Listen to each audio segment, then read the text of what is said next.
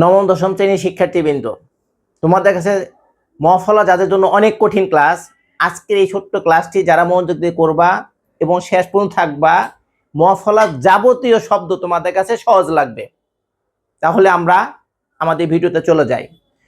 এখানে খেয়াল করো, শ্মশান, শরণ, পদ্ম এবং গুল্ম চারটা শব্দ দেওয়া আছে। তোমরা মনে রাখবা, শব্দের প্রথমে মফলা হলে মফল উচ্চারণ হয় না। যেহেতু মফল উচ্চারণ হয় না, তাই মর পরিবর্তে একটা চন্দ্রবিন্দু হবে। কিরকম? শ্মশান শব্দের প্রথমে মফলা আছে, তাহলে কি হলো? তাহলে স ছয়কার সা ন, শ্মশান। যেহেতু মফলা উজ্জ, এই পরিবর্তে একটা চন্দ্রবিন্দু হবে। খেয়াল রাখবা, জিহ্বা যেখানে স্পর্শ করবে সেখানে থেমে যাবো এবং একটা হলন্ত চিহ্ন হবে। শ্মশান ন উচ্চারণ করছি, থেমে গেছে। দ্বিতীয়ত খেয়াল করে দেখো, এখানে হলো শরণ শব্দের প্রথমে মফলা আছে, তাহলে কি হবে? মফলা বাদ যাবে।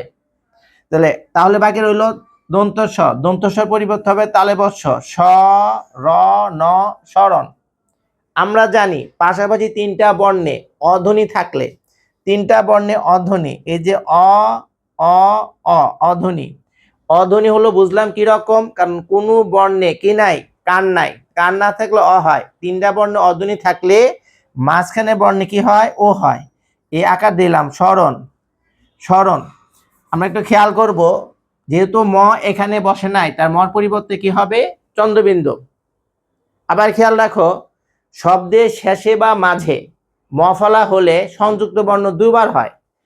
তাহলে এখানে হলো প, এ হলো প, দয়ের সাথে মফলা দ হবে দুইবার, একবার দুবার, হসন্ত।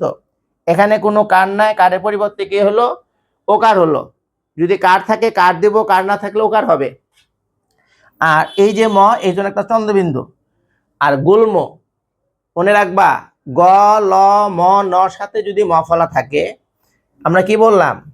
গ ল ম এবং নর সাথে যদি মফলা থাকে সেটা বর্ণক্রমিক হয়। অর্থাৎ লয়ের সাথে ম আছে, তাহলে এটা বর্ণক্রমিক। বর্ণক্রমিক মানে যা আছে তাই হবে। তাহলে আমরা কি বলবো? গয়কার গুল, গুল, ময়কার ম, গুল্ম।